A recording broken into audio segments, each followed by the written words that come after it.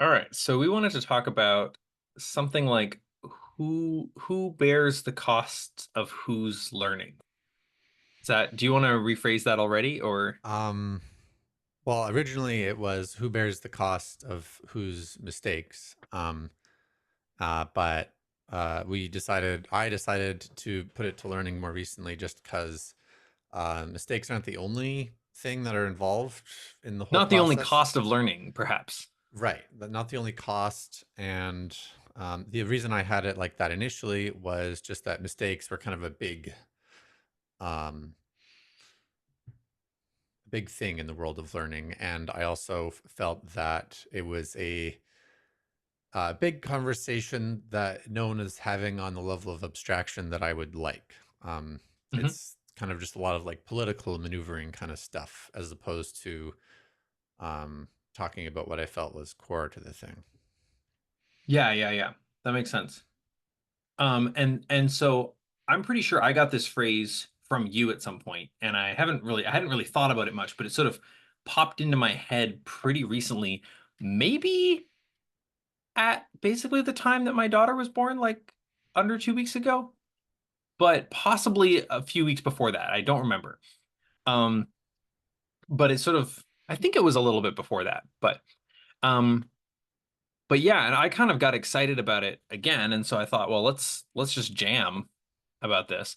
Um, where did where did the idea come from for you? I'm apparently slightly in podcast interview mode, but I do think this is Well, actually a that good is the place to. origin. Pardon?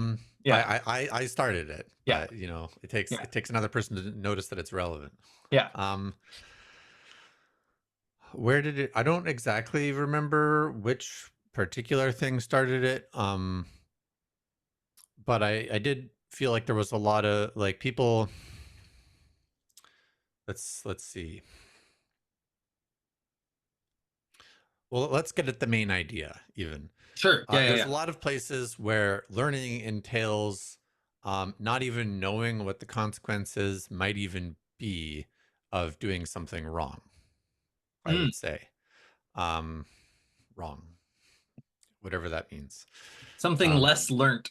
yeah, I mean, well, sometimes wrong can just be like, oh no, we just usually do it this way, and sometimes wrong is like, oh, someone died. Yeah, So that I say wrong, but it's also like pretty serious. yeah, yeah, yeah. Um, and I mean that's part of the cost of things. People are doing all sorts of experiments these days, I would say, with varying levels of cost, and then arguing about who pays it sort of afterwards a Hmm. lot of the time. And this is kind of where that comes from. Um, Was there like an original motivating example for you, or? I guess it comes up the most in relationships. Mhm. Like it appears other places as well. But relationships is sort of the everyday, like everyone's gonna run into this at some point kind of situation, where um, there's various degrees of like, okay, well, what am I learning with the person I'm in a relationship with? Like, what are my self-perceived limitations? What am I working on in this relationship? And then also there's this whole unknown unknown situation, which is like really where the bulk of it is, where you're Mhm. like, you might think, at least I thought this, like I should be in a relationship so I can have an experience being in a relationship so that I can know whatever that's like. Um, I don't know if everyone has this attitude when they enter a relationship. I would guess that many people have a different first priority. Um, Probably, but yeah. but it's Well, probably also present, even in the background, like a sense of I want to know what it's like. oh yeah. Well, I mean, this is common throughout all the like the stories, the coming of age stories, um, I that Yeah. I've been at least exposed to. I feel like it's a common trend, Hmm. wanting to know what it's like, wanting to know uh, Right. Yeah, yeah, yeah. what's going on there. Right. There's a kind of wanting a loss of innocence, wanting to transition Ah, from yeah, naive to not naive. yeah, that's good. Yeah. More One specific really examples simple would probably be example. helpful. Yeah, go ahead. Pardon? So Just I can just sort of name a few examples, if you want. yeah. Um, So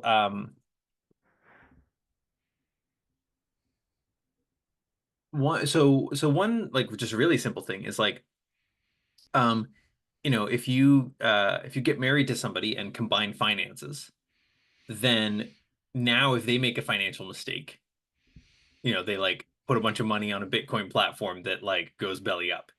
Hmm. Um, or they That's an excellent example. yeah. It's very hairy. Yeah. So it's like, okay, now that's not just my cost to bear. It's Hmm. also, sort of borne by whoever I'm sharing a financial situation with, which could Hmm. also implicitly include like my parents if my backup plan now that I'm broke is to move back in with them. It's like, As oh, I said, very hairy. yeah. Excellent. And um or my friends if they end up bailing me out or like whatever. There's these kinds of webs of who is, bearing, right? And it's like, and then there's a question of do I even learn something from that moreover, which comes back to And like, then what do you learn? right. Even like it's not clear that like, oh no, you shouldn't do that, or you shouldn't, marry someone who might do that, or like there's so many different levels of thing you could uh I mean, learn is even it feels too much in a certain direction. I would say like thing you decide to do after that almost because of Mm, experience in your life. right. Simply the unfolding. Yeah. Who bears the costs of who's unfolding? That one's like harder to market, I think, like harder to Yeah, that's not clear. like so I want to share one of the things that got me kind of excited about this phrase again is it popped into my head. And either just before or just after it popped into my head, I got thinking about politics. And I was thinking about how maybe something that you could sort of get the left and the right to agree on would be people shouldn't have to bear the costs of others' mistakes, like that they didn't sign up to bear.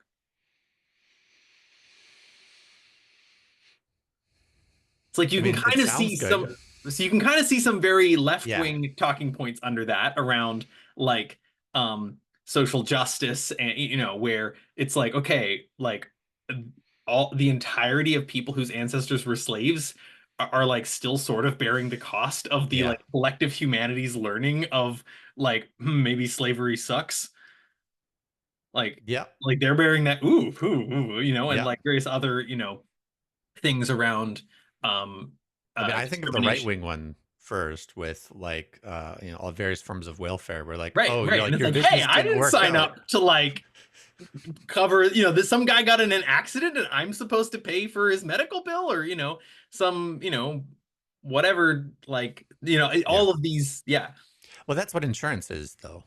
Well, right. I mean, but, if the insurance is like purchased, like there's an implied thing where if you have private insurance that's like a group plan for a company, which is part of why this sort of thing got set up, then there's a way in which like the company is only putting people in the pool who it has hired. And in some sense, there could be a kind of, yes, and we're all relatively healthy and we have like chosen to be in a pool together.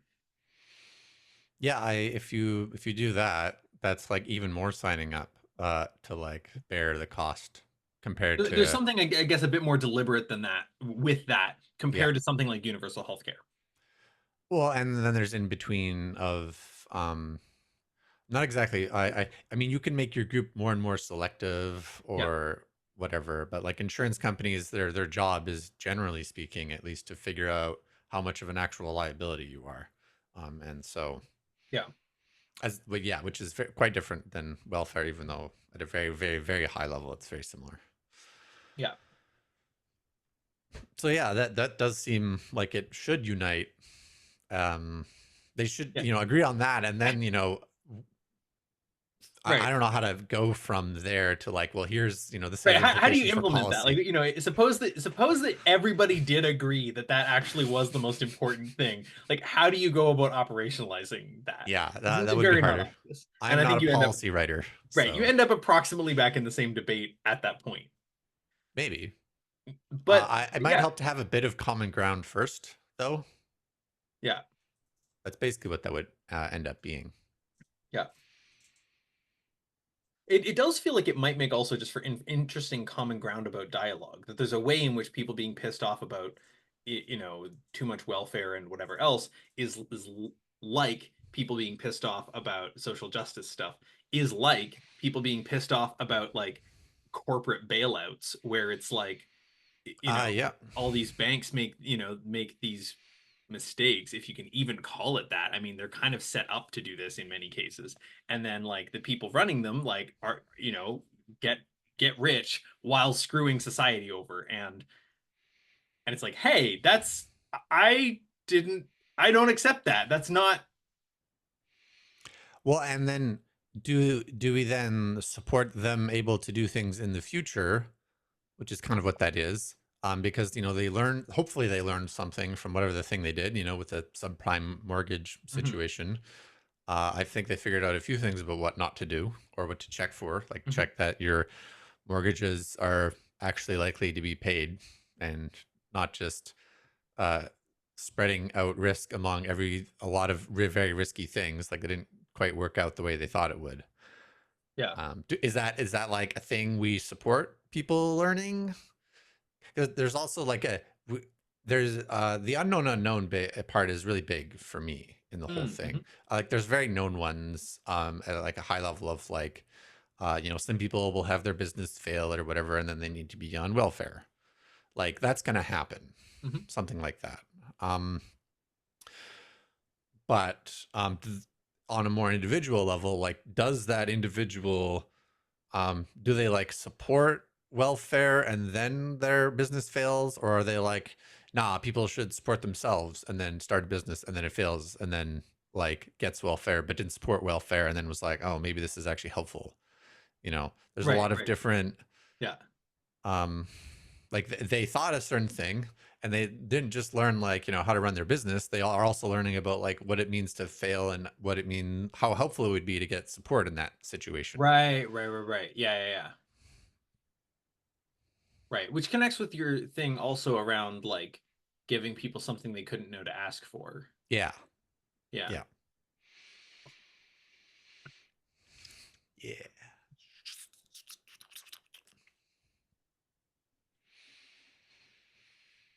Yeah. Hmm.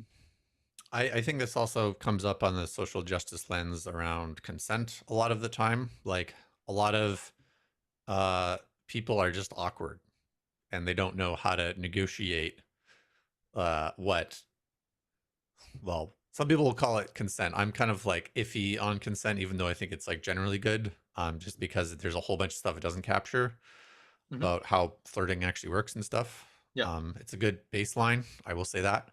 Yeah. But there's some people Um, who are like who who mean well but are bad at navigating that. And uh well, and there's people who they don't necessarily mean well, but they don't mean to like screw over someone. They just like want to have sex right. or something, and their like conception of that does not include what the other person is doing or thinking or whatever. Like they're just not at that level of consciousness, maybe yet, hopefully yet. And Right. that's the sort of thing that like um, you can learn a lot. You can change after having an experience. You're like, wow, I totally like did not get consent about that thing. And it doesn't have to be like capital R rape or anything. It has to be like, well, we did, that was a bad negotiation and they were unhappy and now I Oof. feel Yeah. bad about It's that. just like, ugh. Yeah. That did, yeah. And now the other person might be traumatized and doesn't trust the men in most cases, and they're bearing that cost in some in that case. Hmm. um at least from a more straightforward example, like who signed up for that as well. Right. Yeah. Hmm.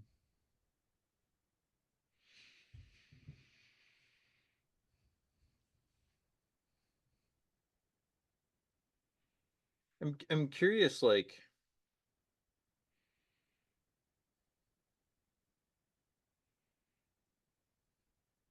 I think another interesting example is I think you said, and this may have been the first time that I heard this phrase. I'm not sure, but I think when you and I reconnected a bit when I was in Vancouver um, last spring, you talked a bit about how you had borne a bunch of costs of my learning, my mistakes, my process, Oh yeah. and I don't know. That just feels like it's like it feels like another interesting example. Well, what even are those costs? That's part of what's interesting about it, I think, is like it was in part like just my life was so chaotic and stressful and sort of graspy, like that it took up a lot of time and attention, and you poured a bunch of energy into that, and with an eye towards a longer term thing that would kind of that we were building together, which then fell hmm apart. hmm And it's not like you came out sort of totally screwed over or Oh, whatever. definitely not. Yeah, but I'm like in there my was best relationship now, and that yeah, is obviously because of you. So, I was right. about to say, like, well, I mean, there were some bad things, but like, Right, right. I'm Um happy. yeah, but it's like that could have not happened or Right. something, Yeah. right? We could have had a scenario where things roughly played out as they did, but without that, and you might have been left feeling like, what the fuck? Like, what was that all about? What was even the point? Or something. I don't know. hmm I mean, I'm sure a lot of people feel that way after breakups. That's Totally. definitely Yeah, it's like you're happened to me a investing few a ton times. of stuff into stuff, and then you're like, did yeah. Sometimes it's also like, do I feel like I have anything? Is this like a learning? This goes way back to what I was saying earlier about, do I feel like I'm entering this in a like sort of learning mindset, or is this like, I know I need to like get stuff done here and like stuff depends on this kind of situation. So like if you're entering a relationship being like, I'm going to learn about how to relationship, and like, maybe it'll be amazing thing 10 years later we're married, whatever, but maybe also it'll blow up. Like Right, if right. you're a kid in high school, I'm like, your relationship is probably not going to last, like almost. I feel like it's a good bet. You shouldn't probably bet on it ending, but um you shouldn't be surprised if it ends. Yeah. Yeah, That yeah, yeah. like of all the relationships, it's like high school relationships, Yeah. like very iffy. Especially if you're in a context where most people are going to different schools, the person you're dating is in a different year than you, so you're gonna like go off to university before they do, and like, or Yeah. vice versa. Like it's just sort of yeah. Um, I think one of the interesting things about all this is like when I contrast the two phrases of like the costs of others' um, mistakes and the costs of others' learning, there is a really interesting thing here where people don't always, at least locally, learn from their mistakes.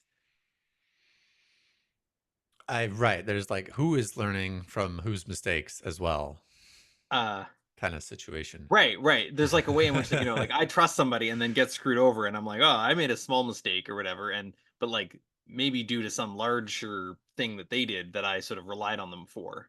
hmm Do you have an Yeah. example? Um,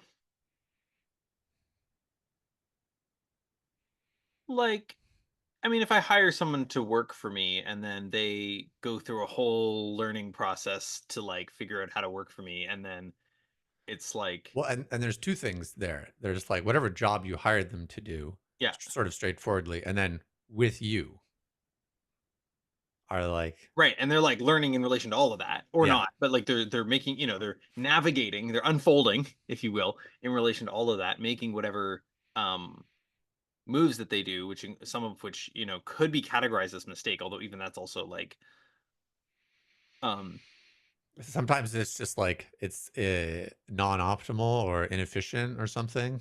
right, yeah, yeah, yeah. Hmm. Someone just like takes a while to do something. You're like, oh, that took longer than I thought, Right, and like it- and which may be a big deal depending on the right, thing. Like now depending on you what the don't hit thing the is. deadline, you don't get the thing or whatever. Well, so here's an interesting thing as well. It's like if different ways of getting paid lend themselves to different kinds of like who bears the cost of who's learning, right? Like if someone's getting paid per hour and they're not being helpful, then it's like the company bears the costs of that person's Hmm. learning. Or even, I Well, mean, so just I think that's also a very straightforward situation where like companies generally have an idea of how much of like learning they expect their employees to do. right. You know, you hire junior developers. The fact that it has junior in the title means, you know, they're going to be doing more learning than the senior one, and like the senior is probably going to be bearing some of that, uh, let's say, cost of supporting the learning environment Mm-hmm. slightly. And like if you don't have employee training of some kind, like you're probably doing something wrong.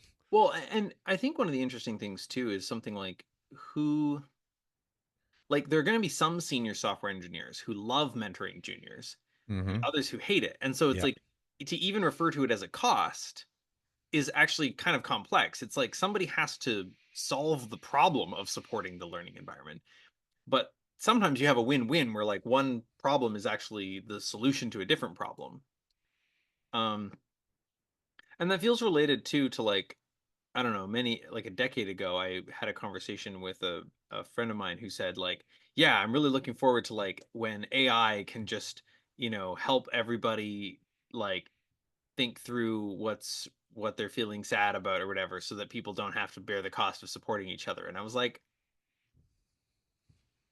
I think you There's a may lot of things slightly going on there. misunderstand what friendship is. Yeah, exactly. And like, um, but at the same time, it's like there are forms of that that can where the cost can be like where there is a cost that can be taken off, and then the friend can be there for you in a different way because you've like sorted out all the nitty gritty of why exactly you feel this whatever way um in this chat with an AI or something. Yeah.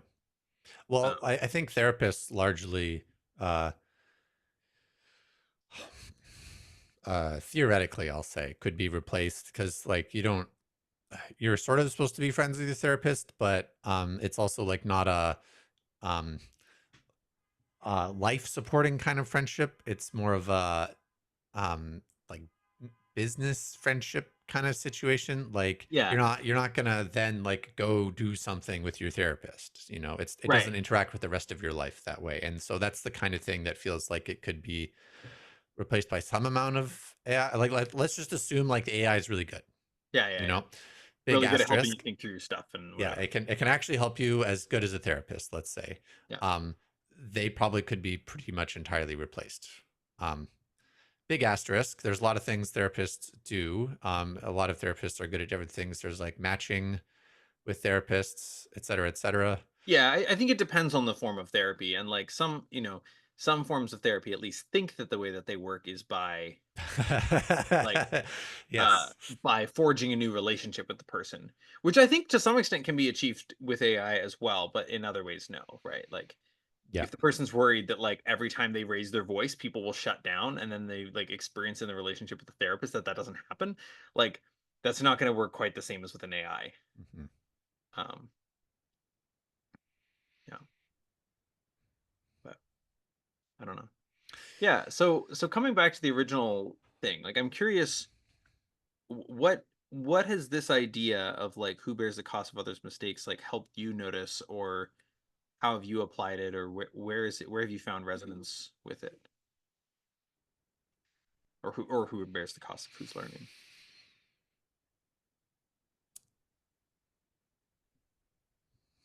I found it's mostly useful as a framing device so that you can like zoom out more than you might otherwise, which Hmm. I feel like I've sort of said earlier, but um, you know, repetition legitimizes. So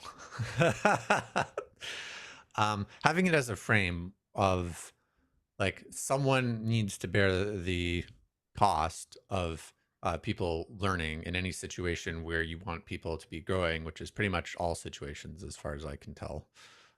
Like even probably where I actually thought about this was in the dance community where you have a bunch of like newbies and you have a bunch of people who are really good, and like the people who are really good could just dance with each other, but then eventually some of them peter out and you need people to like reinforce the pool, and you can't just dance with only your friends and like never like even look at the newbies because then you have no more scene eventually. Right. Well, and I think that this highlights something interesting about the way in which you can frame, suppose that you do all the analysis on the level of individual people, right? Then you end up with these game theoretic things where there's sort of a tragedy of the commons where like all of the skilled dancers wish that the other skilled dancers would dance with the newbies so the newbies could get better, but I don't want to be the one who dances with the newbies or whatever. Or like, man, I sure Yeah, wish. that's a really naive sort of No, no, I know. I, framing. I I mean, Yeah, I'm, yeah, yeah. I'm deliberately setting it up as like a Yeah, naive, ultra individualistic right. game, right? Likewise, on the large scale, you get, man, I sure wish everybody else would pay into like welfare so that people didn't have to go homeless when they lost jobs, but I don't want to pay into welfare, Hmm. right? Like, or similar equivalent kinds of things. Um, but then when you take the level of analysis up from just the individual to something like the dance scene. Yes, yes. It's like the scene is acting in its own interest through having the experienced dancers dance with and Well, so the and so whole is support. the Yeah. additional element to that though is like usually newbies are the ones paying. Hmm. That's a really big like injection, shot in the arm to the whole situation. Um the like negotiation of exactly how much they should pay and like how much attention they should sort of get for free from people who are not specifically teaching on the social dance floor. Mm-hmm. Like there's the teaching part, they will pay for the teaching. That's like a very well understood Yeah. transaction. And then, but there's also you get some people, some newbies who like take a few lessons and then they just social dance and they like aren't paying for like learning to have better technique and not be dangerous on the dance floor, for instance. Hmm. Um, and to the extent someone's dangerous on the dance floor, you're going to expect that there's going to be accidents of some kind. Someone's going to get hurt. Uh, who's paying for that? Uh, who Mm. thinks that it's necessary to pay for that? Um, who is like sort of thinking about this ahead of time? Does the newbie know that they might be dangerous on the dance floor? Right. Is kind of where this really hones in to, and like, what do you Which comes do back to the to? unknown unknowns thing, I think, Yeah, right? Like there's a way in which like somebody isn't even tracking that their learning process has a cost to the system that they're part of. depending on how they're running their learning Yeah. process. Um, yeah. Hmm. And then there's also just like other newbies who might dance with someone else dangerous and they're not experienced enough to know that they might get hurt dancing in this particular way. And even though they themselves weren't like dangerous, they were in danger's way because they didn't know how to protect themselves. Mm-hmm. So there's all these like things going on in this situation. I think this is really where it catalyzed for me. I was like, this is a whole situation. It's not totally clear how to negotiate all of this stuff. Right, which is one of the things that's sort of difficult about my political proposal, right? Like is like the subtleties of this are massive. Like they're very uh yeah, I mean, I think it would be a very interesting experiment to have, the people who pay for welfare get welfare, and the people who don't pay for welfare don't get welfare. And there would be a lot of learning, and there would also be major costs that people at the highest level of government don't want to pay. right. Well, That's and what I bet. yeah. And like that even is an ultra individualist frame, as you've talked about earlier. Like rich people, yeah, well, even it's still kind of individualist, but like rich people will probably want to pay for welfare so they don't have like a bunch of homeless people living in the streets wherever they are, for instance, ideally. Right, right. Um which yeah, gets at, there's like the phrase enlightened self-interest or whatever, right? Like it's like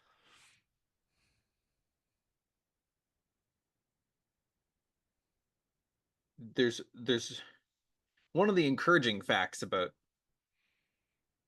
gestures broadly to me is that there's kind of a limit to how good things can get by like sort of for you, let's say, kind of Yeah. by exploiting. It's like and that limit seems to be somewhat going down. Like As people become more aware of such things as well. it's a few things. I mean, it's like you know, like it used to be if you were very wealthy, you could maybe hire like if you were ultra absurdly wealthy, you could hire like a bunch of performers to do like a private performance at your Oh, home. sure, And now yeah. everybody has a TV. Right, right. So Like it's kind of like, the baseline has risen. the baseline has risen and like um Or the gap has become extremely big. Like one thing I've been thinking about is, say I want like, a super awesome custom laptop. You either like can't buy it, or it's like literally a one-off that costs at least $1 million, right, right, which is right, a right. huge jump from like, $2,000. Right. It's not just like you're just buying I mean, maybe things are different when it comes to like buildings and other stuff like that, but it's like by and large, people are buying the same products, Yeah, right, and stuff like that. There was another thing I was going to say about it as well. I mean, something about how like lots of well-being comes from having good relationships and like being huge. in an exploitative mode, just like there has major caps on how much of that it can get you. Yep, Um, yep. and yeah. How does that tie back into the cost of learning? It's something like, well, we were talking about enlightened selfishness, I guess, basically. And it's like there's a sense in which like um if you, to the extent that you support race to the bottom dynamics, then like you get a system that's full of race to the bottom dynamics. Like there's Yeah. a connection there, right? And it's like you want to be in a scene that supports upward spiral dynamics and This is where you get law of attraction kind of stuff. I kind of hate it, but it's the easiest way to refer to the thing. that you kind of draw to you what you Yeah. yeah, I like visas better, actually. You should. like focus your time and energy on what you want to see more of. Yeah. Yeah, I think there's also just like a basic thing of like you to some extent um your your stance towards the world gives you a different world. Like this is not is not infinitely true, and that's where the some of the law of attractions people get confused or whatever. Um but yeah. I don't know. I think there's a thing also where like one of the things that it means this is sort of jumping around, but like one of the things that it means to grow up is to release your entitlement to have others bear the costs of your learning. Where like to some extent in healthy childhood, like you do have some amount of this entitlement that you did not negotiate Oh, for yeah. yourself, right? Like, Well, and that's even the next level. Um, how do you learn about this whole thing of like my learning has costs, basically, mhm, um, as you're growing up. yeah, Um, like even my learning has like my let's just stop at my learning. Like that's already huge. That's a big right. That I have a thing. learning process. Yeah, yeah, yeah. It's huge, enormous. That's not even the kids are not at that level. They're more like, well, I don't know. I want to do thing. Mhm. Thing is fun. I mean, very broadly. I don't know. I mean, I'm not that calibrated on kids of different ages yet, but like I feel like by, even 4 and 5, they start to learn some things about how people sort of treat mistakes and treat costs and treat like there's some they have even if they can't articulate the kinds of things we're talking about, they have an implicit sense of what it means to be free to make mistakes or not. At some age, yeah, this like definitely is a thing. No argument there. Yeah. Um, how did we get there? Anyway, I mean, I guess I'm thinking about this a bunch as I head into parenthood myself, where I'm just sort of like, wow, I have Very signed relevant. up to bear so much learning costs. And a And lot you of this, yourself are going to learn something right, about and all I have that. sort of signed them up to bear some of the costs of my learning, and hopefully I can Aha. actually do some learning here and not, merely like keep repeating a particular dynamic, but actually kind of notice, oh wait, this isn't working for you, and like how do I Well, use and it also implicates anyone that your child ever interacts with very indirectly. That one's like way harder to like model? Yeah, do there's anything more definitely directly about, two. but it's a thing to be aware of in some sense. I That think one many runs into parents both are. issues with measuring and issues with counterfactuals. Say more. Well, like, how do you measure like there's an issue that can happen when you try to measure certain types of things where you Oh end up yeah. counting them twice or three times or whatever, right? Like because you sort of count something like there's a there's a thing where you can try to calculate how much energy did it take to produce some unit of energy. And Hmm. famously, the Texas Gushers had an EROEI, which is to say energy return on energy invested, of like over 100. Like for 1 barrel of oil worth of energy, you could get 100 barrels of oil. Right. This is incredible. Current methods of acquiring oil, like gas, oil type stuff, are like 1 to 2 maybe compared to 1 to 100. Um, and some of them are less. Some of them are maybe not even breaking even. They're being subsidized in dollars, but you can't Mhm. subsidize something in energy. That doesn't Yeah. the energy doesn't lie. Anyway, um, and or they're like not even 1 to 2. They're like 1 to 1.1. Which may be well, yeah, that's the problem with measurement and other such things is that well maybe they need oil specifically instead of say solar panel Oh, power. sure, sure, sure. So that's a case where you're getting some different kind of useful energy, and you're accepting that you're like degrading the cost in the process, right? Yeah. And like to take another simple example, if you want to make dinner, you are going to like possibly create some food waste in the course of dinner, which will be calories lost. But Yeah. then like at the end, you'll have tasty dinner and not raw ingredients, Hmm. and this is considered progress, right?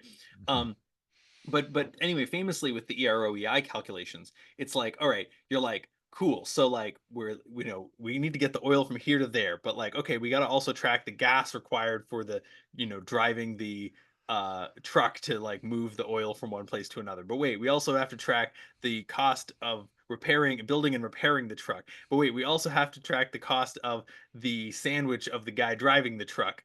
And it's like at a certain point, like that sandwich is going to get amortized across many other things that truck driver is doing, including just being alive for his own sake, right? Like Hmm. it's not the case that all of the energy in that sandwich is going into moving this oil, right? And so That's right. that's That's that's what I right. was talking about measurement and Yeah. the um but then in terms of counterfactuals, I don't know. I mean, we're down a weird tangent point here, but you're like, I'm signing other people up to deal with the cost of my kids learning, and it's like, well, but what were they going to do instead? Like, Yeah. That's definitely where it becomes more of a wash kind of situation. Like I don't know. You interact with other people. They're signing up to some extent to interact with other people, including whatever random people are there that day in yeah, whatever situation they're in. So, I mean, yeah, that's kind of the thing you sign up to when you leave your house. Usually, when you leave your house. Sometimes you don't even have to leave your house, and that's yeah. Here we are interacting with other people without leaving our houses. that's right. um yeah. This has also come up in the context of a lot of tech companies recently have been trying a lot of stuff. A lot of it is around what their terms of service say they're allowed to do or not allowed to do, and then like basically getting in trouble for it or not, depending on Mhm. if that actually came up and became an issue. Most recently, there was a guy who bought tickets to Disney, went to a restaurant there, specifically that was specifically telling that said like we are allergy aware, like all over the place, and his like wife was very allergic to something. Uh, they made sure that the thing wasn't in there. They said it wasn't. She ate there. She had allergic reaction. She died. And then the guy's like, bullshit, sue, right? And then Disney is like, you agreed to the terms of service when you signed up for a free trial to Disney Plus that said you had to go through forced arbitration. You can't just like sue us. With the Disney Plus With the like Disney Plus movie like free trial. He didn't even pay streaming anything free because he bought tickets, not the wife. that's completely bonkers, right? Like Yeah. that There's many levels of things going weird here. Um so that's an example where it's like, okay, who pays for this whole situation? And also someone died. Like that's pretty, as far as costs to yeah, learning go, that's that's pretty about much as it. that's It's about that's as pretty bad. much that's Yeah. like that's a whole different tier than almost anything else. Yeah. Yeah. Um and like I think to some extent companies are still learning these days what they can, Get away well, in with. some cases, like, yeah, what they can get away with, or what is like an overreach even. Yeah. Like ideally in the future, it would be nice, I don't know if this is going to happen, but companies are like, they're going to make a big deal of having like more readable legal documents. Mhm. Like some companies already do this where it's Right. they legalese it. Right. um Yeah, and I think that AI will have a weird impact on this too, because you'll be able to have AI agents that like trawl all of the shit you're agreeing to and being like, this has all this fucky shit in it. Um, yeah.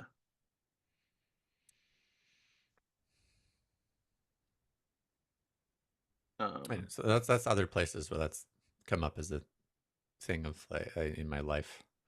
hmm. Do I sign up to, help Disney figure out their mistakes, like their learning process, and like how do they, build a new tech product or whatever when I go to Disneyland or Disney World? Right, right. Like, right. And there's a part of what's trippy about all of this is that there's like, part of what is good about free market stuff broadly construed is that there is a freedom to just try a bunch of different stuff, make a bunch of different Yeah. mistakes. Like it doesn't have to sort of all be planned top down. You get this evolutionary experimental quality. I think this is a big thing that's missing from most things I've heard anyway about like killing innovation. Killing innovation. Doesn't really have this more mechanical understanding of like, well, some people need to experiment and some people need to, you know, start a business that fails to start. Like I think, VCs understand this. They don't expect to Who were profit you on most of referring them. to as not understanding this when they talk of killing innovation? Uh, it's just that whenever I hear someone opposing, basically asking for more draconian measures around some policy or whatever, like companies aren't allowed to whatever, or they have to like make sure that their things are extremely safe. Something, I don't know. Mhm. You could have this for like Well, but rocket part of the thing is, companies right, or is like whatever. these regulations are also part of the learning process. That's Right? Like the that's governments are yeah. making their own mistakes at trying to which is not to say that like different governments couldn't make way better mistakes. Like there's a really good heuristic, I forget where exactly from, but it's like don't let one mistake turn into a restrictive policy. It's like if you, and the Yeah, example that's they good. give is like if you have a startup that lets all your employees just buy books on the company credit card or whatever, and then like one guy goes and buys like 100 like Chuck Tingle novels or whatever, and you're like, buddy, right? Like the wrong thing to do is to then say, actually, all right, enough with this policy. You got to get your books approved because that's going to stop so many good books from being ordered. The thing to Right. do is to be like, you, sir, should have known better. And like, we will like if you're found to be ordering a bunch of irrelevant, like not company relevant books, then like, yeah, we will charge those to you. But once again, everybody else, like, make an announcement to the company, like, this is not what this program is for. We think you all already knew that, but like, we've charged this guy for all these books and also he's fired or whatever, depending on the situation. But you sort of like keep the policy there. You can still buy books on the company card rather than like changing it to fix this one abuse. Or someone died ever to this obscure situation. Right. So So obscure situation is no longer allowed. yeah. And like Uh, neither are these other adjacent less obscure situations because we failed to word the thing properly or whatever. some of them I don't know the actual scale of. Like I noticed on basically all plastic bags, there's like, don't leave near an infant or whatever. And I'm like, oh well, there's a lot of infants. That seems like maybe a good reminder, and like doesn't really have that much of a cost as far as I know. Right. It's kind But of but like omnipresent though. yeah, and like I bought a shelf a few years ago, and the shelf had a very I don't know if the sticker was intended to be incredibly difficult to remove, but it was. And Oh, sometimes yikes. sometimes you have stickers that are intended to be removed that are also incredibly Yeah. difficult. So, but like a very aggressive sticker being like, do not let this anywhere near children unless you've screwed it to the wall. And this is not a tall shelf, right? Um, and I'm like, man, I would be much more willing to follow your advice if it were, I would be much more willing to keep the sticker on here if it weren't so ugly, right? Like there's the That kind of is weird, also a very common, like I actually know the scale of that one. It's common enough that they like do need a big warning about that. Whether it's hard to peel off though, like that's just like a different kind of right. mistake that they But it's could have like, just okay, not made. there I am, trying to peel it off or whatever. And then it's like, okay, then that shelf gets sold secondhand, you know? Hmm. Um, yeah. The cost of whose Well, mistake. but then at that point, the company's not paying for it. Like they sort of did their due diligence or whatever. But like, yeah, it still Well, has a or situation ask where it everyone. might be a problem. Yeah. Yeah. This is very relevant sort of framing. At least you can apply it to a lot of different things. Um, I feel it's it's a bit more helpful than going in circles, but doesn't have like clear Right. uh It's a particular level of analysis. yeah. We're not sort of like, oh yes, and then the thing to do is blah. It's sort of like, here's just an interesting thing. It reminds me a little bit of a blog post I wrote last summer called "Whose Job Is This?" Oh yeah, it's very similar. Um and I note in that blog post the difference between something can be your problem even though it shouldn't be your job, Yeah. right? Like if the form is acting up on the thing and you're or like the you know uh I don't know, like there was an alarm going off. Oh yeah, actually we were on the That's right. phone and there was that weird alarm going off last week. Hmm. And it was like it was not in any way supposed to be my job to like deal with this alarm in a neighboring building that was going off for hours, but it was my problem both in the sense that like oh, and when I knocked on the guy, there was like this guy who was living in the same building but different unit, and I like knocked on his window, and he's like, I was like, hey, there's an alarm going off, and he's like, that's not my unit. And I'm like, yeah, but if it's a fire, like it's your problem, right? Like, Yeah. I'm not saying that you should have done something about this because it was yours. Well, you I'm needed not, to make that distinction to him, right? yeah, Yeah, yeah. I mean, it wasn't a hard distinction to make to him in the circumstance, but it's like the difference between "Hi, I'm blaming you for the sound" versus "Hey, thought you might want to know this there is a system that thinks that your house might be on fire. Hmm. Um, just FYI, like um, and so it's like yeah, I don't how exactly does the "whose job is this" thing relate to like so it relates to whose problem is this?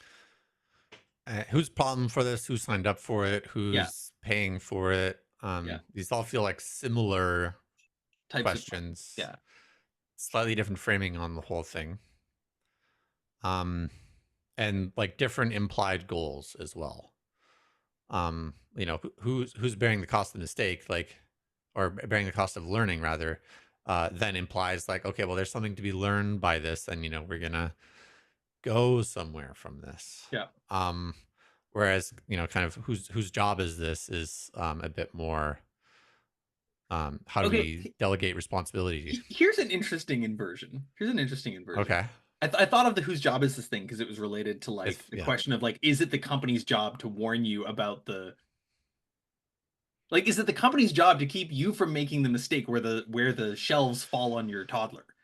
uh, right? Like, is that their Not job? not quite, not quite. I mean, it is if they can get sued for not doing it. Though that feels more like their problem. Well, right, right. Than their job. Yeah, yeah, yeah. Like the whose job is it is I think a bit more like who signed up for this, or like Uh, what responsibilities are implicated in yeah. this whole thing. And then like you could say it is their job to prevent any toddler from ever toppling over a thing. Mhm. That would require a whole different situation to handle that, and like honestly, that would make shelves very expensive. Right. Right. We would not want this dystopic world. Right. Exactly. Exactly. So in that sense, anyone saying that it's the job of some shelf manufacturer to like prevent that from ever happening is signing up for a world where they don't have shelves. Right. Right. So Something, and that's the something whole like rent businesses control. supported whatever, right? In some cases it's like, do you want this product at all? Because uh it can still be made, you will not be able to afford it. Well, right. And then in practice, it may not be made because no one can afford it. And Yeah. yeah, like there's a few steps of the Yeah. causal chain happening, So, but so the inversion that I want to throw out here right. is who gets to learn from this mistake, I like that. It plays more with a level of like, what is there to be learned, who can learn. or from this cost or whatever. Yeah. Yeah. Yeah. And doesn't I mean, it's the whole thing with trauma where like you can either close down entirely on top of some kind of like, well, I'm never doing that again kind of Mhm. thing, or it can be like, that was hard and I learned the distinction between this kind of trust or that kind of trust, Right. Right. and uh now I will check for that Hmm. first. Yeah. Or I've learned this thing is not as reliable as I thought, so something Yeah. Yeah. Well, as opposed to never again. yeah, and there's a few dimensions of who gets to learn from this mistake. Like to some extent, those who get to learn from the mistake are those who are good at learning. Like, or whatever. Like, or who gets That's to a learn kind from of this straightforward descriptive tautology what will thing. just happen. Yeah, Yeah. tautology. Right. But it highlights something about how like you can have two people who go through the same costly situation and one of them learns from it and the other doesn't, which suggests like you might want to Common. become someone who's good at learning from things that happen. Yeah, Um, and I feel like I've seen that. this reminds me a little bit of like I tweeted something and somebody quote tweeted me with like a snarky rejoinder or whatever. And then I like folded it into the original thread. I'm like, this is a good critique. It highlights this thing. And the person who's like, a mutual or something, like it was not a Uh-huh. total random. The person was like, you are being awfully uh generous to this old curmudgeon friend. And I was like, I mean, yeah, like if I can learn from you, more learning for me. Like it's free upside. Like I Hmm. um Well, and then that turns it into, insofar as that it's like it started out as a status thing, you have like now also won the status game right. slightly. Insofar as I can one up your status bid, more status for me. At least in most people's eyes. I imagine some people, they would be like, except for his reply, Right. You won't always get that kind of Oh, you reply, will which not is always get that reply. You will part of sometimes that get somebody situation. being like, "Shut the fuck up, asswad." Yeah. Um. You're not supposed to be learning from that. There's nothing to learn. I have a critique and you should just feel bad.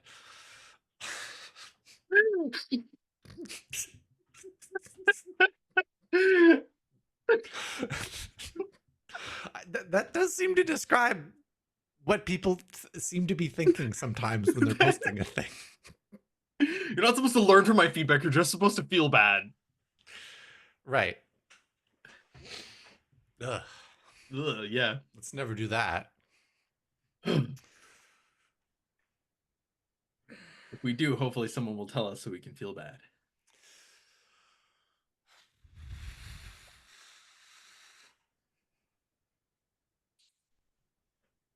Okay, I have another weird thing to sort of throw into the pot of like Mm-hmm. this whole frame. So one of the most weird salient things to me in the first couple weeks of having a kid, one of the weird salient things to me is how a lot of things you might have thought that like biological evolution would have solved are not solved. Things Or like not being solved in able the way to you eat, thought. I don't like know. Go ahead. Go ahead yeah, with it. so things like being able to eat. There's like some things a baby has to be capable of in order to Mm-hmm. eat, like forming a latch on a boob or something. Um, and it turns out that many babies are born not knowing how to do this or having some sort of tongue tie or lip tie or other thing with Ah, their mouth that makes it hard for them to feed. And you're like, why didn't evolution get rid of that? Well, suppose that it's thousands of years ago and your kid is born and they can't stick out their tongue properly because they have a mutation that like makes the mm-hmm. that thing on their tongue goes like all the way up to the tip of their tongue. And you're like, man, that sure was a lot of investment in making a kid who's now about to die because they can't eat. Uh-huh. So you go, hey, what if we like cut the thingy though? Maybe then the kid will eat, you know? Worst thing that happens is the kid dies anyway, which is what they were going to do anyway if we didn't cut it. Let's give it a shot. So you cut it, then the kid can eat And passes that on. and passes that gene down on, Yeah. which means that humanity, every time it has learned to solve a problem that would kill you, is giving future generations also that problem. Like any Yeah, genetic and thing, the ongoing cost of right? And the ongoing supporting cost that. of the maintenance of that problem, Yeah. which, you know, we now have lasers for solving that problem, which are Mm-hmm. more efficient than a midwife's long, sharp fingernail, which is supposedly was tradition for a long time. Like midwives would Okay. keep a long, sharp fingernail for the purpose of snipping tongue ties. Um, Wow. Okay. anyway, so this is the most vivid example, but there's like a It's whole very bunch of vivid. things Well, yeah, no, like this this. is clearly like implicated in a bunch of other things that we do. Like anything that a baby could have died from, pretty much. Like and That's genetic. yeah, or has genetic factors Yeah, or genetic something. factors, right? Yep. Um but it's also even non-genetic things like well, so you have there are things that are genetic and things that are like as a cause of using the genetic process to reproduce, whereby like errors happen in reproduction, Sure. and Yeah, like yeah. that like aren't that's not genetic, but it's part of the genetic process, and there's some error rate. um Yeah. so you have some mutations, or like, babies born early or whatever, things that aren't due to that but still have like a cost. It's like, well, now we decided it's worth it to pay that for like more humans around, and we don't have to deal with like having paid this giant cost that goes nowhere. We it is cheaper, I guess, to pay for like an ICU baby bed thing, or for instance. Well, part of what's trippy about it is that like I don't know that it's I am not making a claim either way, to be clear. But it sort of doesn't matter whether it's something like cheaper on the scale of humanity as a whole. If the parent wants to save their kid and is willing to deploy all the resources available to do so, which has not been true in all societies throughout history, there's Yeah, complexities there, but like then they simply will do so, not because that's right. necessarily the cost feels sort of like the right cost to be borne by society, but simply because they don't want their kid to die, like, and have the means, if they do, to like keep the kid alive. Well, but the society also doesn't like forbid it. Right. Yeah, yeah, yeah. I That's a big Right. big Yeah, yeah, thing in yeah. the You whole could have thing. said And like that would be a weird like soft eugenics line that some party could take. That's sort of yeah, like, look, maximum amount of spend to keep a less than 1 month year old alive is $10,000 or 100. Like, I I mean, the mythical, I would say, Sparta. I don't think Sparta was actually quite like this, but like, right, what right. The did they do? mythical Kick a Sparta would, baby off the cliff, and if they survived, like, weird eugenics for sure. yeah, Um, it's not like it's, at least not theoretically, yeah. mythically. Done. Anyway, the weird one of the weird things about this is that it has me noting that this is probably happening at an exponential rate now as like medicine gets better and like, we can now screen early on for certain like like my daughter got a little blood test that like is going to screen her for a bunch of diseases that will predictably kill her in a few months if she doesn't get treatment for those Yeah. things. But if they know, they can treat her and it's fine or whatever. I forget. I don't even remember the details. I looked at them at one point and I was like, seems like a good thing. Like, Yeah. sure. And Not my job. right. I mean, my job to sort of briefly weigh some cost benefit That's right. analysis, but and but anyway, what am I saying here? The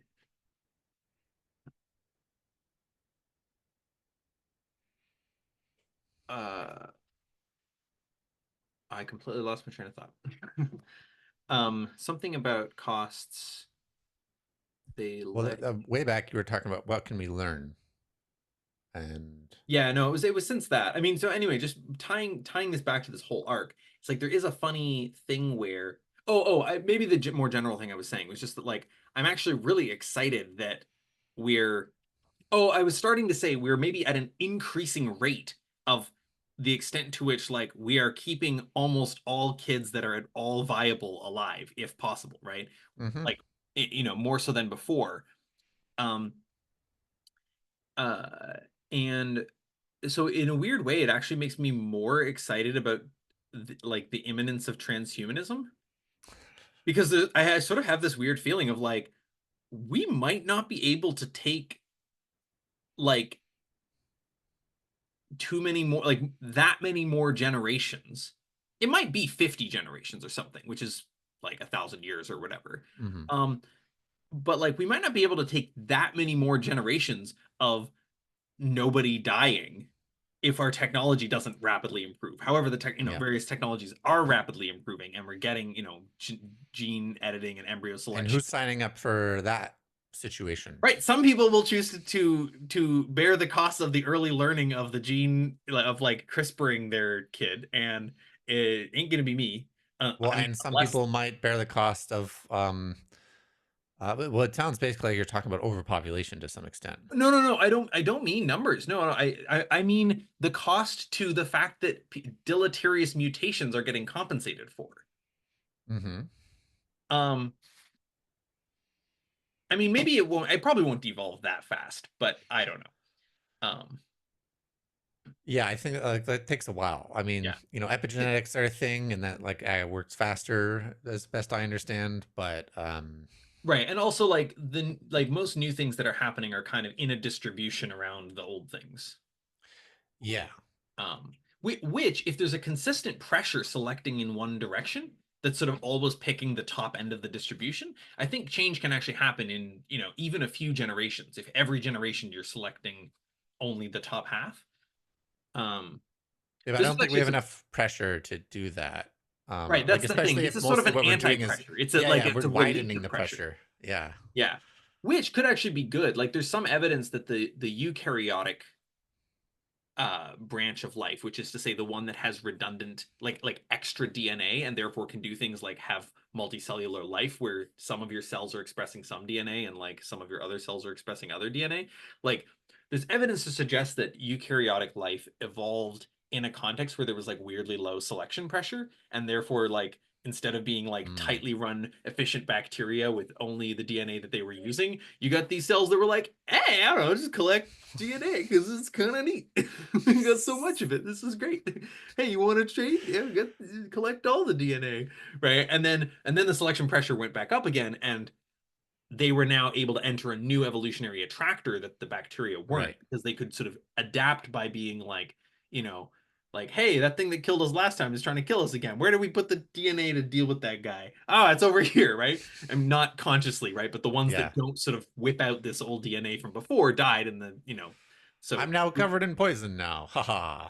yeah. Or whatever. And yeah. So I'm not enough of a geneticist to really understand how all that can happen, but I'm at a layman's level for sure. yeah. Oh, Well, that will also just create a bunch of different pressures. Like if we can just CRISPR away something, that's a huge selection pressure, and like immediate too, is if like everyone does it anyway. oh, like if right, if certain problems become just like not a problem to anybody with CRISPR and the problems are big enough, then there's a pressure for everybody to do the CRISPRing or something. I don't know. I mean, we might see weird, like maybe, I mean, probably not anytime soon, but like almost like subspeciation of humans where it's like people are like, all right, we're gonna make the humans who can do this thing and like, and it'll be a little bit like how there's no one body type that wins the Olympics, like it depends on the sport. Um, and people will just be like, there's an interesting take. I forget if this was from Malcolm Collins. Probably lots of people have it, but basically, like a take that's specifically like there shouldn't be state-controlled eugenics, but there should absolutely be parent-controlled eugenics. And the reason this is fine is that parents will, in fact, want different things, and Ah, like, hmm. and that they should get to choose, and this is okay, and this will produce like offspring that are fit in a bunch of interesting different ways.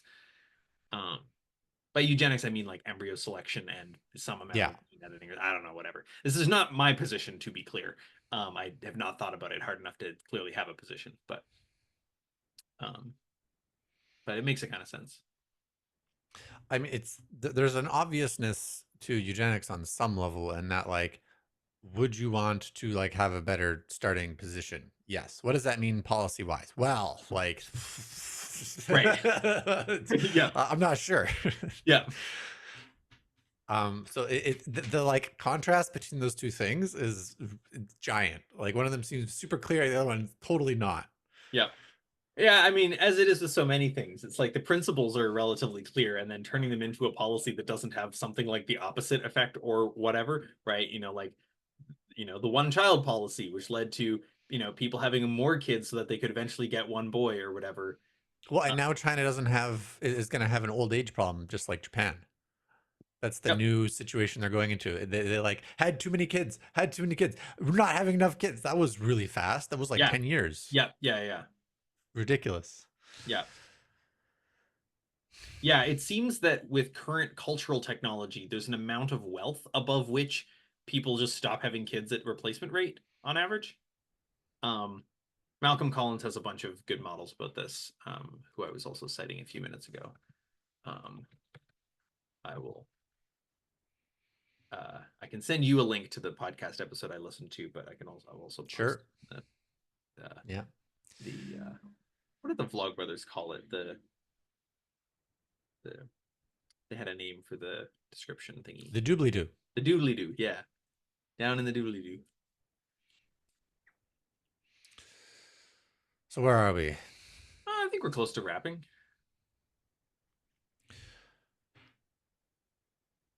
I don't know how much we talked about society level mistakes as well. Like, um, it feels I used to think war wasn't particularly relevant, but now there's this whole thing with Ukraine, and I think this Israeli Gaza thing is basically a war Mm. too. Um, there's a lot of mistakes being made there. There's a lot of like, hopefully, there's a lot to learn from. Maybe is another way to What have put we that learned whole thing. today? Yeah, yeah. Um, and it's at a society level wide, people do die. But also like people die anyway. So people have like there's decisions to be made about like not just it's more like how people die almost. It's the kind of grim way to put it, but Well, the things yeah, that and they when? I mean, people die anyway, but not usually in their 20s yeah. or, as kids in the case of bombings. Um, What was I saying? Well, so you can't avoid, we said earlier, like, kind of probably the biggest or like most happening mistakes you can make is like someone dies. But it's like also how it's there's I guess a quality argument here, from the effective altruism sort of situation. Um, when people die is another part of that thing. If someone dies sort of acutely from a very specific mistake, or was it like a decades long mistake, or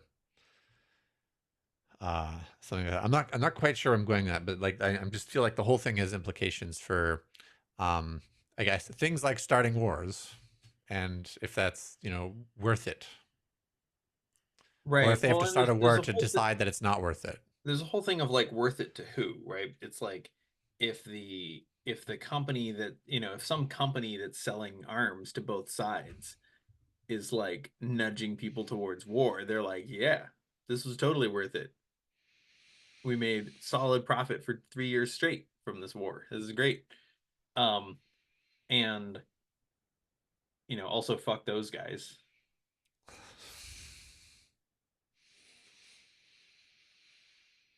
But that's also, that such operations are allowed to run is part of the, in a sense, collective mistake we're making. In a way, some of what we're talking about here gets at questions around like mistake theory and conflict theory too. It's like, Yeah, because it's like we're sort of framing everything here in terms of mistakes and learning, but it's like and on it some doesn't other level cleanly of map abstraction. onto mistake theory though. The way Pardon? we're talking, it doesn't clearly map onto mistake theory. I don't think. In part because of the like who is actually learning, and that people don't necessarily even see a situation as something to learn from, or like even they do learn something but they learn the like wrong thing or something. Hmm.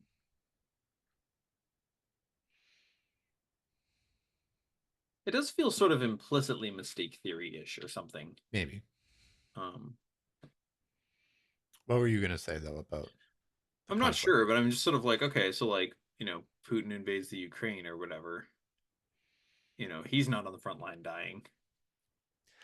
Yeah, well, he's not bearing the direct cost, I guess. Like Putin has something different to learn than some random 20-year-old in Russia. Right. Has a different job, so to speak. Right, right. Yeah, yeah, yeah.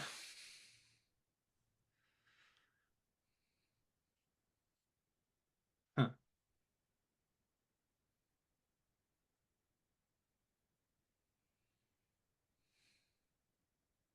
Yeah, I guess there's a kind of um maybe teleology isn't exactly the word here, but there's a kind of like I think there's a developmental frame also implicit in what we're talking about, where Oh, it's sort of like absolutely. there's like a sense of like, ah, yeah, if uh if these various groups were more like developmentally advanced, they would have more interesting things to do than attack each other with weapons. Like they would have better ways to solve their problems. They'd have better ways to negotiate pieces or agreements or whatever. Um, Or yeah, at least one of them would. I mean, part of the thing with a conflict is that the other side doesn't agree with you, and apparently disagrees with you so hard that they're going to attack you, Right. and so you have to defend yourself. Like, what mistake is Ukraine making? Yeah. I'm.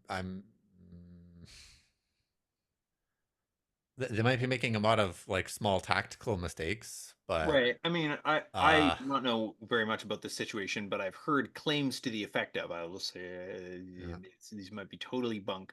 Um, something like uh something like Russia is understandably insecure about XYZ, and like the Ukraine was kind of making moves towards joining NATO, which would cause Russia to feel way more surrounded, and maybe the Ukraine should have agreed not to join NATO because that caused Russia to freak out. Like if you model Russia not as a like even strategic agent that is like being a like you know uh like a sort of game theoretic Homo thing to be strategized against. But if economicus. you model Russia even just as a toddler or something, like as a creature with things that cause them to freak out, right, or Yeah. something, it's like moves where the Ukraine refused to agree to not join NATO or whatever, like maybe we're part of causing Russia to freak out. Does that mean that Ukraine deserves to be attacked? Absolutely not. But in terms of like what can they learn from the situation? sort of without modeling Russia as having like Russia is not acting like they sort of expect to be treated like a creature that's sort of doing things responsibly. Yeah. From my perspective, I don't And maybe they my invade admittedly very anyway limited perspective. because, like, Ukraine decides not to join NATO, and then Russia's like, "Great, you want to be part of us? We're going to liberate you." Like, yeah, the learning is super. But maybe that is the thing that causes them not to invade. I don't know. Right. Yeah, and I don't know all the I don't even know I hardly know any of the details, let alone all the Yeah. details here. Right. I definitely know that I'm getting more one side than the other. I can say that, but I definitely don't know the details either. Yeah. Mostly, I just didn't think I had to think too much of a war. I'm like, we're post-war. No, we're not. Yep. I mean, then there's also I'm the learning case. that. That's what I'm learning. Yeah, there's also like, the case has been made that like the Cold War was not cold at all. It was just fought with memes rather than guns. Or by proxy, like, what was Vietnam? What was Sure, but Afghanistan? like on a different level, it's like that there have been warlike forces kind of Oh yeah. fighting for control, like very actively, not sort of just by posturing. Um, I mean, the military has evolved from just like plain land or air, sea, and land to also include like ideology and the internet and some other mode of war. yeah, So this is like pretty explicit, I would right, say. right. But arguably has been happening for longer than it's been explicit. That's right. That's right. Um, yeah. So in terms of like, do you have to think about war? It's like, well, what's that phrase? You You have may to think not be. about conflict. Um, You may not be interested in war, but war is interested in you. is that about war? I don't think it's about war, but it's about something. Well, what was the original? No, it's war. Is it war? Okay. Yeah. I mean, it Supposedly, fits. supposedly Leon Trotsky. Hmm. Man, the phrase "you may not be interested in war, but war is interested in you." It's interesting that we found our way back to that structure, not knowing what the thing was. Yeah. Um, I mean, I've probably heard it before, but yeah, but even so, I felt like I noticed the structure. I'm like, you were like, I didn't think I had to think about war, and it's sort of like it feels especially relevant to mimetic warfare, yeah. right? Like it's like like, oh yes, you may not be interested in mimetic warfare, but mimetic warfare is interested in you. Well, sure. And like, why do you even have a password on anything? Even. You mean like because you don't trust everything? Well, pretty much. Like Yeah. in some sense, there's a war against a random bad black hat hackers out there, for instance. Like I think of it as a general. There is conflict. Right. Well, and there's a question of like what makes war different from other kinds of conflict. I guess one of the weird things about our current situation is that unlike, whoa, I hadn't really taken this in. Okay, so we have a bunch of rules of war, and this Yeah, is always the weirdest thing. I'm like I'm glad people are following those for the most part. yeah, right. Crazily enough, Um, does everyone know at war that there are rules? Yeah. um, yeah, and some of these rules of war came from the early like Christian Roman mashup. Where I think the Romans and Greeks and so on had already had some like rules of engagement of war, which include just things like once the other side surrenders, like you stop Don't keep just killing them. you stop just killing them. Although there's been questions of like, can you take them as slaves now? Yeah. Um, and this like the answers to this have evolved over the years, right?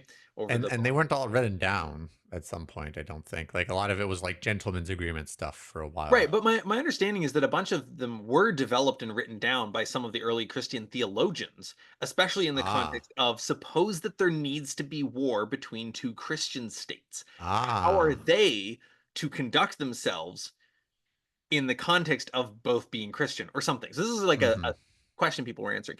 Anyway, the thing that just blew my mind a bit ago is I realized we don't have that for mimetic warfare. Like if you suppose that there's something like mimetic Well, warfare, like a rules of thing would be itself part of the whole thing. Yeah, yeah.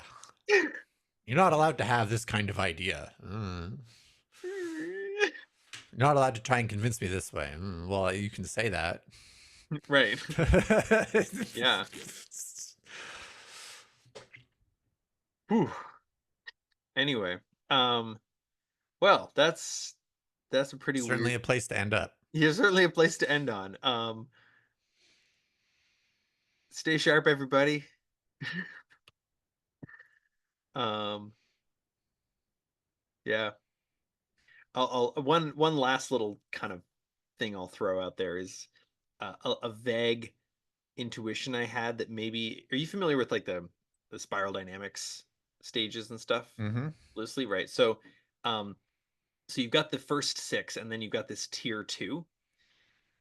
So Michael Smith and I were spitballing some months ago, and we came up with this notion of like, what if tier two is like the same as tier one, but for memes instead of like, but for sort of mastering memes instead of biology. So it's like the early phases are something like, you know,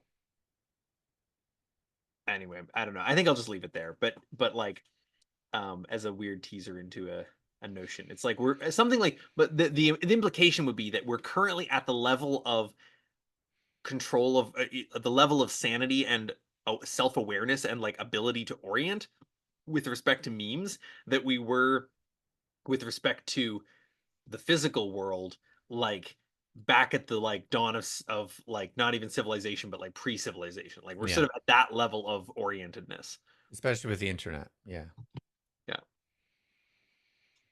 My leaving thing is, I think, almost a summary, but I think a good orienting thing is both like, you know, what or a rephrasing of who bears the cost of who's learning is something like a combination of whose job is it and what is there to be learned from this.